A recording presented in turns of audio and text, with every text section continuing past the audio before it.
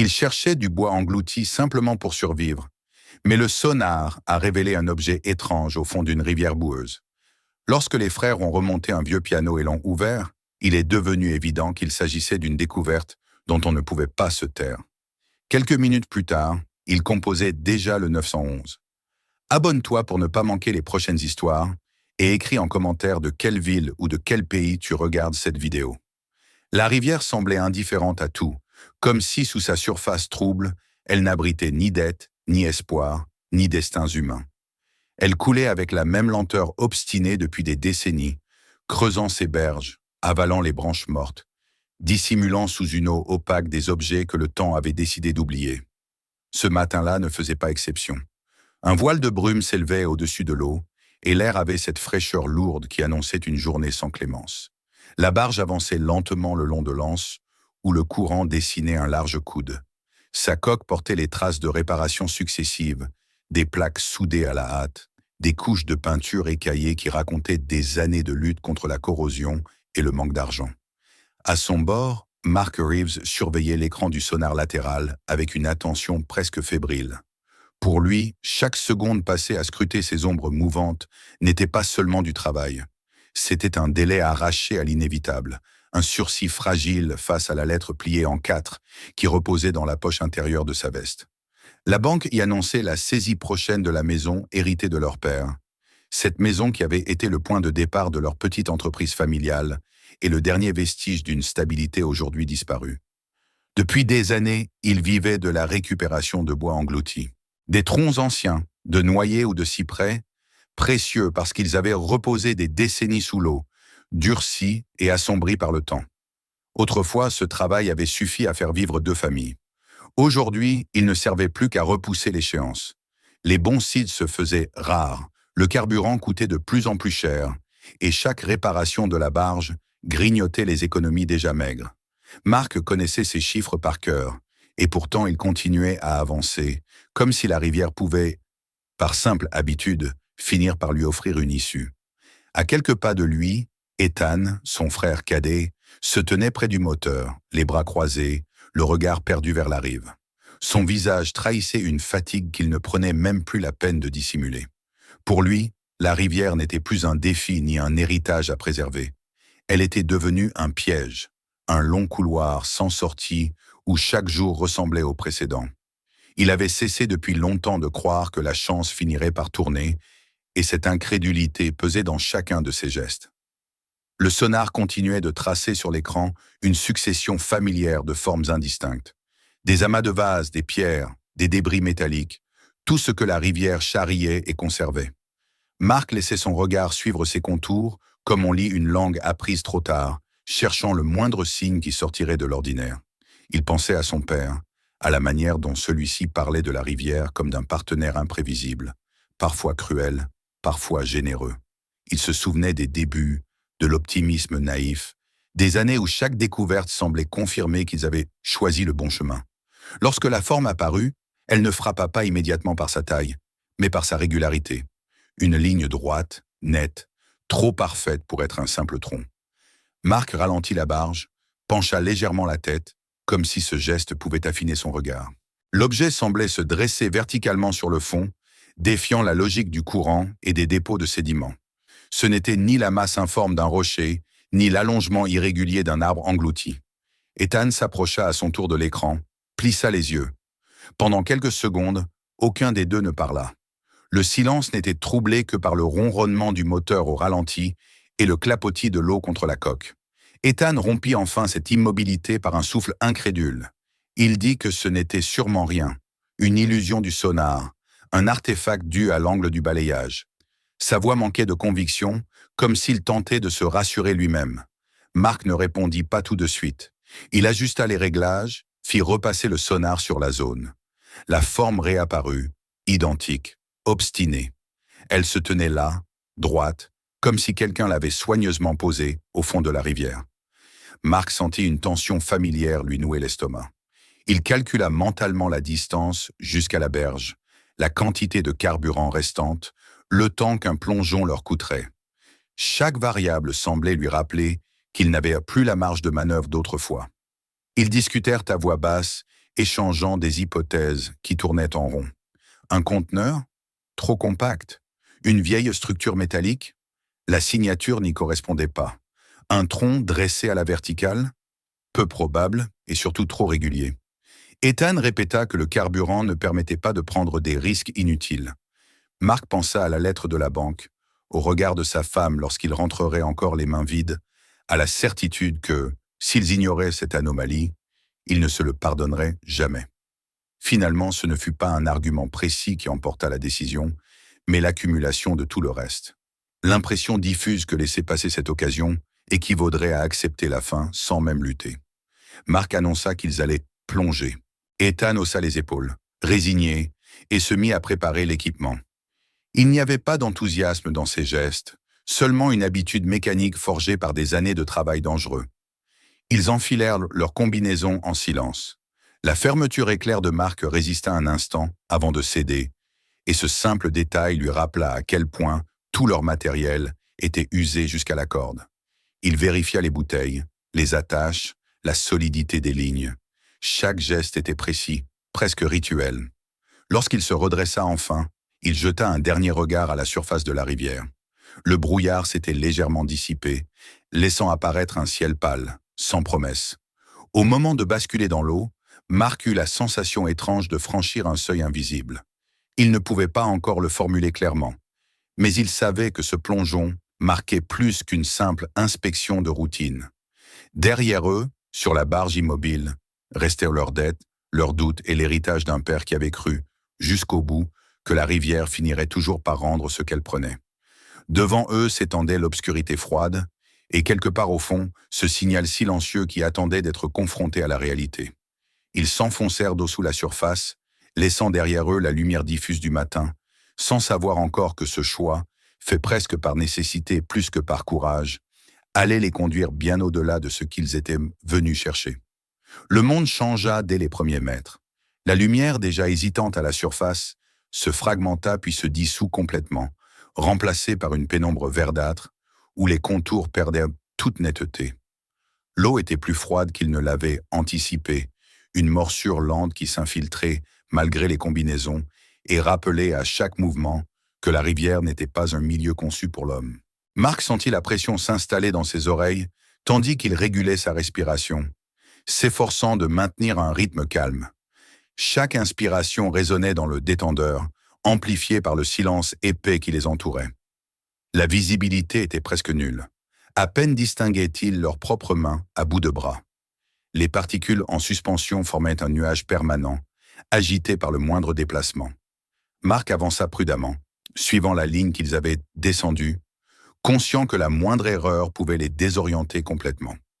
Dans cette obscurité, la notion de haut et de bas devenait relative, et seule la discipline apprise au fil des années empêchait la panique de s'installer. À mesure qu'ils s'approchèrent du fond, le courant se faisait plus sensible, glissant le long de leur corps comme une force latérale insistante. Mark pensa fugitivement à la surface, à la barge immobile, à la mince frontière qui les séparait encore de l'air libre. Il se rappela aussi le moment où il avait sauté, cette certitude muette que quelque chose d'inhabituel les attendait. À présent, cette certitude prenait la forme d'une attente presque oppressante. La silhouette apparut d'abord comme une masse indistincte, une ombre plus dense que les autres. Puis, progressivement, ses contours se précisèrent. Mark ralentit, le cœur battant plus vite. Devant eux se dressait un objet que leur esprit peinait à accepter. Il ne reposait pas simplement sur le fond, il semblait posé, presque aligné, défiant le chaos habituel des choses englouties. Lorsque la forme se révéla pleinement, Mark sentit un frisson le parcourir malgré le froid. C'était un piano droit. Un véritable instrument, reconnaissable à sa structure verticale, figé dans une posture incongrue au milieu de la vase et des pierres. Il se tenait là comme un vestige déplacé, un fragment de salon bourgeois exilé dans les profondeurs. Les touches, autrefois blanches et noires, étaient ternies, certaines brisées, d'autres gonflées par l'eau.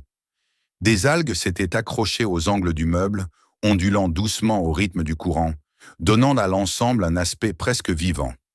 Mark s'approcha avec une lenteur respectueuse, comme s'il craignait de troubler une scène irréelle. Il posa la main sur le flanc du piano. Le bois était rugueux, alourdi par des années d'immersion. Pourtant, malgré son état, l'instrument conservait une certaine dignité, comme si le temps n'avait pas entièrement réussi à effacer ce qu'il avait été. Ethan se plaça de l'autre côté, observant la scène avec un mélange d'incrédulité et de malaise. Très vite, quelque chose ne colla pas. Mark tenta d'évaluer le poids de l'objet par un léger mouvement, un test instinctif acquis par l'expérience. La résistance qu'il rencontra fut immédiate, bien plus importante que ce à quoi il s'attendait. Ce piano était trop lourd, beaucoup trop lourd. Même gorgé d'eau, un instrument de ce type n'aurait pas dû opposer une telle inertie. Mark répéta le geste, cherchant une confirmation. Le résultat fut le même. Une inquiétude sourde se logea dans son esprit. Il fit signe à Ethan, attirant son attention sur cette anomalie. Les deux frères échangèrent un regard chargé de questions qu'aucun d'eux ne pouvait formuler clairement. Sous l'eau, les hypothèses semblaient abstraites, privées de mots. Pourtant, l'évidence s'imposait déjà. L'intérieur du piano ne contenait pas ce qu'il aurait dû contenir. Quelque chose avait remplacé le mécanisme, ajoutant une masse étrangère, incompatible avec l'usage normal de l'objet. Malgré cette inquiétude, ils poursuivirent dans leur tâche. Renoncer maintenant n'aurait fait qu'ajouter des interrogations à leurs problèmes existants. Mark entreprit de fixer les sangles autour du piano, travaillant avec précaution pour ne pas soulever trop de sédiments. Chaque mouvement déclenchait une pluie de particules qui réduisait encore la visibilité, transformant l'opération en un exercice de mémoire tactile. Il se fiait à ses mains plus qu'à ses yeux, conscient que la moindre erreur pouvait faire glisser une sangle ou déséquilibrer l'ensemble. Le fond était traître. La vase aspirait les pièces du piano, comme si la rivière refusait de rendre ce qu'elle avait gardé si longtemps. Plusieurs fois, Mark dut ajuster la position des sangles, lutter contre le courant qui tentait de les décaler. La tension montait à chaque instant. Le piano ne voulait pas bouger. Lorsqu'il céda enfin de quelques centimètres, ce fut avec une lenteur presque hostile. Ethan activa le système de levage. Le câble se tendit, vibrant légèrement sous l'effort. Mark observa le piano se soulever péniblement, libéré à contre-cœur de l'emprise du fond. À plusieurs reprises, l'ensemble oscilla dangereusement, menaçant de se renverser ou de rompre les attaches. Dans ces moments-là, Mark sentit le danger se rapprocher. Un faux mouvement, une sangle qui lâchait, et l'un d'eux pouvait être entraîné vers le bas, coincé sous le poids monstrueux de l'instrument. Le temps semblait s'étirer. Chaque mètre gagné vers la surface était une victoire arrachée à la résistance de la rivière. Mark surveillait constamment la stabilité du piano, prêt à intervenir si nécessaire. Ses bras commençaient à brûler sous l'effort, et sa respiration se faisait plus rapide malgré lui. Il se força à ralentir, conscient que la panique serait fatale dans un environnement aussi impitoyable. Enfin, une clarté diffuse annonça l'approche de la surface. Le piano émergea lentement de l'obscurité, son volume massif redevenant visible dans une eau légèrement plus claire. Lorsqu'il franchit la frontière invisible entre le monde immergé et l'air libre, Mark ressentit un soulagement presque douloureux. Ils suivirent, remontant à leur tour, jusqu'à ce que leur tête perce la surface dans un éclaboussement sourd. À bord de la barge, l'air sembla étrangement léger. Mark retira son détendeur, inspirant profondément, comme s'il découvrait à nouveau la possibilité de respirer sans contrainte. Le piano, suspendu à côté d'eux, dégoulinait d'eau sombre, révélant toute l'étrangeté de sa présence. De près, son état était encore plus frappant. Le bois gonflé, les fissures, les touches disjointes racontaient une longue immersion, mais le poids excessif demeurait une énigme inquiétante. Ils décidèrent de ne pas rester sur place. Mark scruta les berges, cherchant un endroit discret, à l'écart des regards. La perspective d'ouvrir cet objet en pleine vue le mettait mal à l'aise, sans qu'il sache encore pourquoi. Ils remorquèrent lentement le piano jusqu'à un recoin isolé, où la végétation dense offrait une relative protection. Alors que la barge s'immobilisait enfin, Mark observa l'instrument posé là, silencieux, comme un animal capturé. Une intuition obscure lui soufflait que ce qu'ils avaient extrait de la rivière dépassait largement le cadre d'une découverte ordinaire. Le signal étrange, la verticalité parfaite, le poids anormal, tout semblait converger vers une vérité encore cachée. Et tandis qu'il coupait le moteur, laissant retomber un silence pesant, Mark comprit que le plus difficile n'était peut-être pas le plongeon, ni la remontée, mais ce qui allait suivre. lorsque le secret enfermé dans ce piano serait enfin confronté à la lumière du jour. Le piano reposait sur la berge, comme un corps étranger rejeté par la rivière après un long refus. L'eau continuait de s'en écouler lentement, formant de petites rigoles sombres qui s'enfonçaient dans la terre meuble. Le bois gonflé exhalait une odeur lourde, mêlant l'humidité ancienne à quelque chose de plus âcre, presque métallique. Marc resta un moment immobile, observant l'instrument sans le toucher, comme s'il attendait un signe qui confirmerait ou infirmerait les soupçons nés sous l'eau. Ethan, lui, faisait quelques pas nerveux autour, jetant des regards répétés vers les arbres et le cours de la rivière, conscient pour la première fois que cette trouvaille pouvait attirer une attention qu'il n'était pas prêt à gérer. Le silence était épais, seulement troublé par le clapotis lointain du courant et le chant discret des insectes. Marc s'agenouilla enfin près du piano. De près, l'objet semblait encore plus absurde. Les touches déformées ne répondaient plus à rien. Certaines s'enfonçaient mollement sous la pression. D'autres restaient figées. Il passa la main sur la façade, sentant sous ses doigts les irrégularités du bois, les fissures ouvertes par le temps. Tout indiquait une longue immersion, et pourtant cette masse excessive continuait de le troubler. Il savait, avec une certitude désormais presque physique, que l'intérieur ne correspondait pas à ce que l'instrument aurait dû contenir. Ils échangèrent un regard bref, lourd de questions. Aucun d'eux ne formula la décision à voix haute, mais elle s'imposa naturellement. Il fallait ouvrir le piano. Non par curiosité, mais parce que laisser ce mystère intact serait insupportable.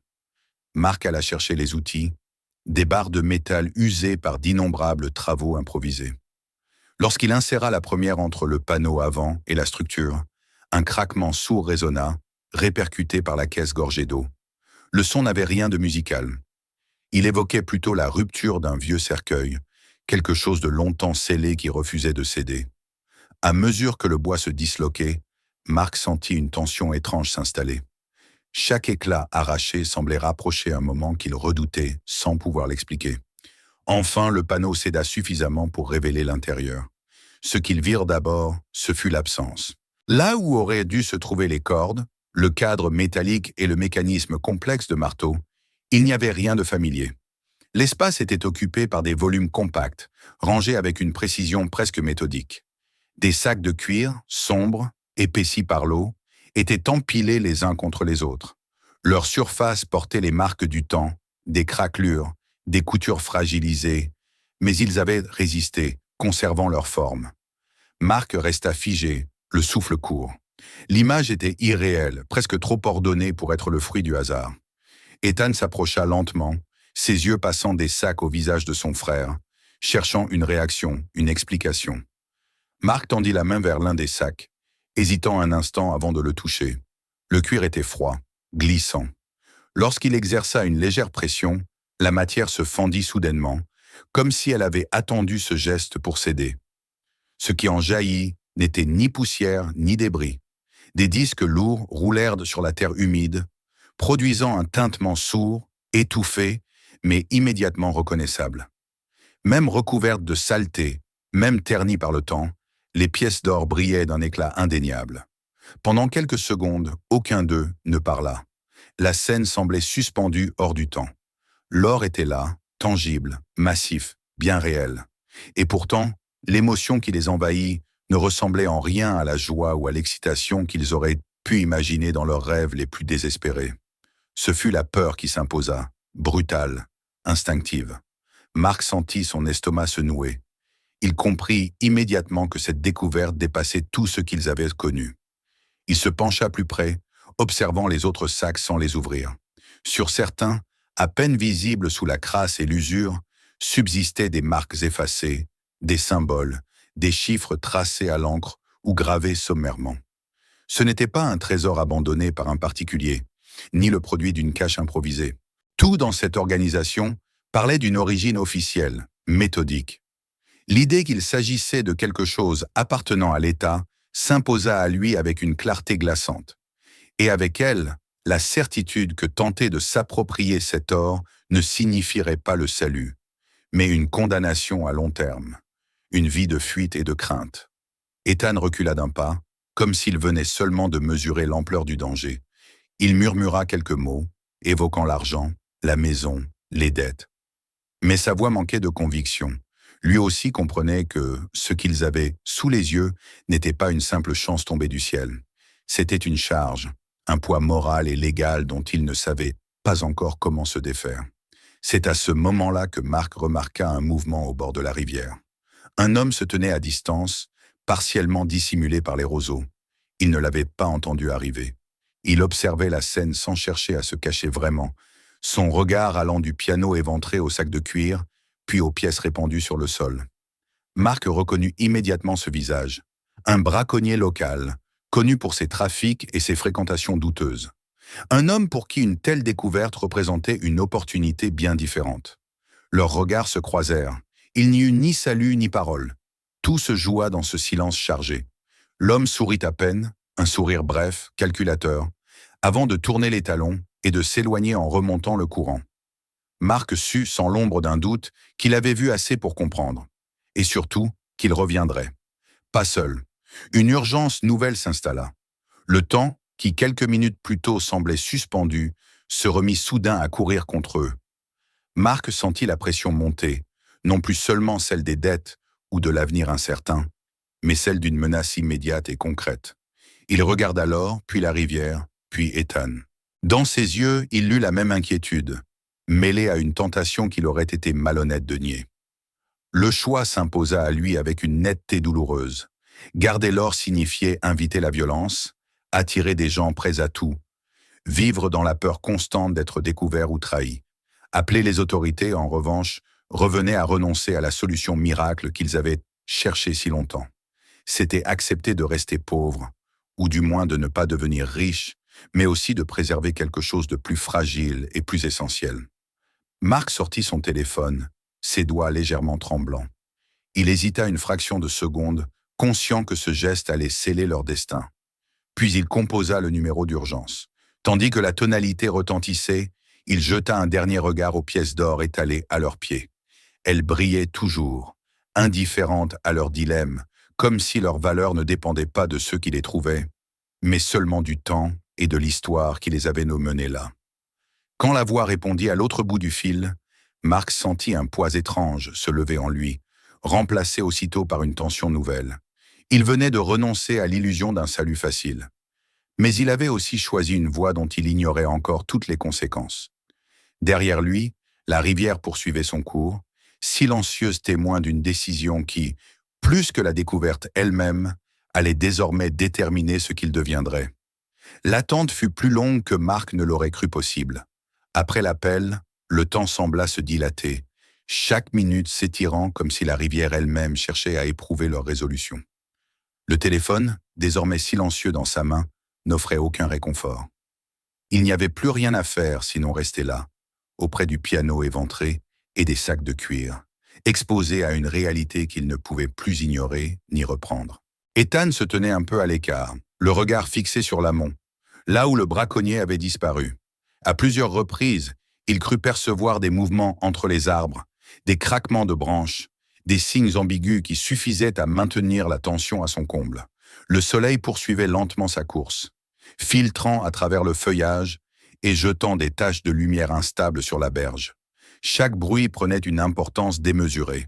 Un moteur lointain, le cri d'un oiseau, le frémissement de l'eau contre les pierres, tout pouvait annoncer une arrivée indésirable. Marc se surprit à repenser à la simplicité trompeuse de la matinée, à ce moment où le signal étrange n'était encore qu'une anomalie sur un écran.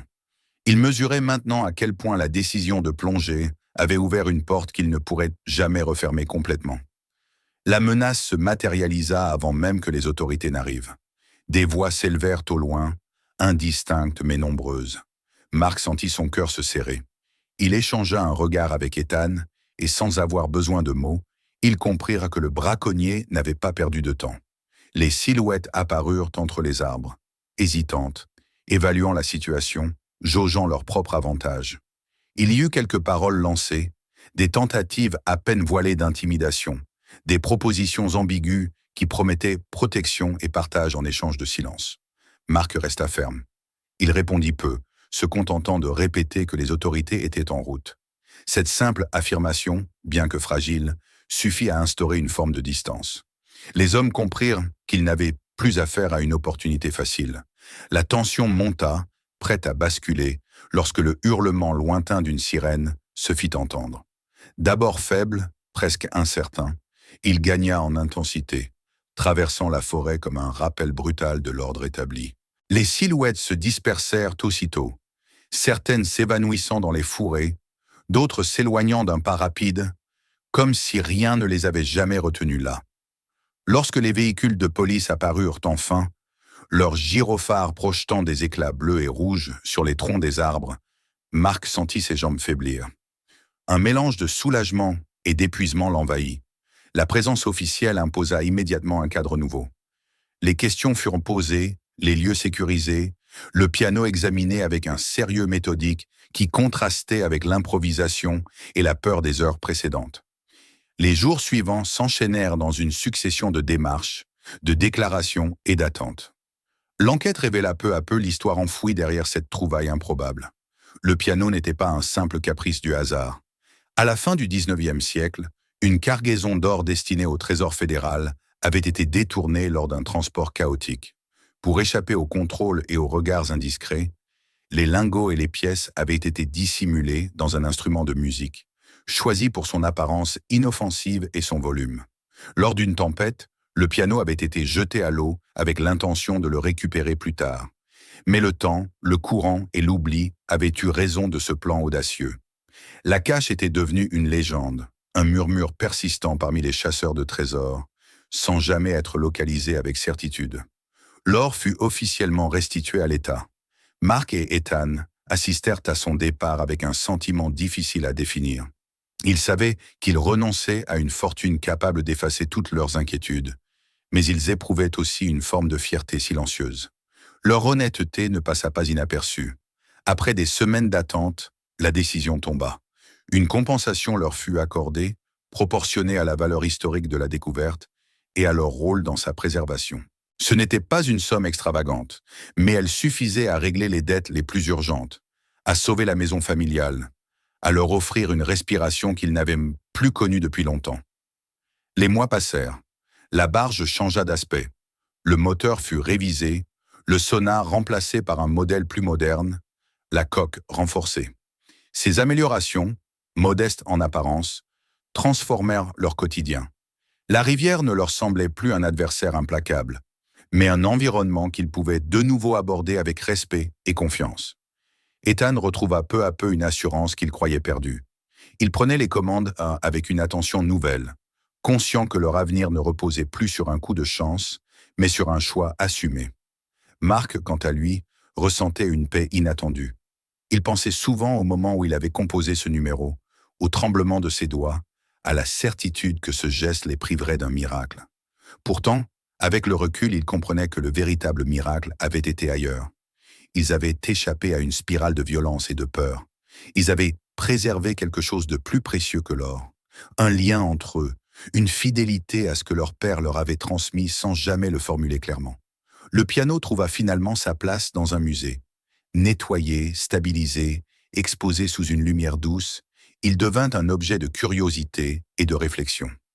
Les visiteurs s'arrêtaient devant lui, lisant la plaque qui racontait son histoire, s'étonnant de l'ingéniosité et de la cupidité humaine. Peu d'entre eux imaginèrent la peur ressentie sur cette berge isolée, le dilemme silencieux de deux frères face à une richesse capable de les détruire.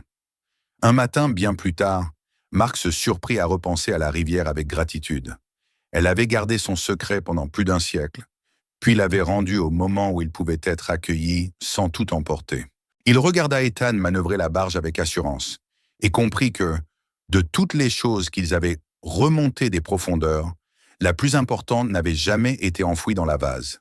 C'était leur capacité à choisir, à rester fidèles à eux-mêmes et à avancer malgré les courants contraires vers un avenir qu'ils pouvaient enfin envisager sans honte ni crainte. Si cette histoire t'a tenu jusqu'à la toute fin, abonne-toi dès maintenant. D'autres découvertes, mystères et dénouements inattendus arrivent. Partage cette vidéo avec ceux qui aiment ce genre d'histoire et écris en commentaire de quelle ville ou de quel pays tu regardes. La prochaine vidéo arrive bientôt.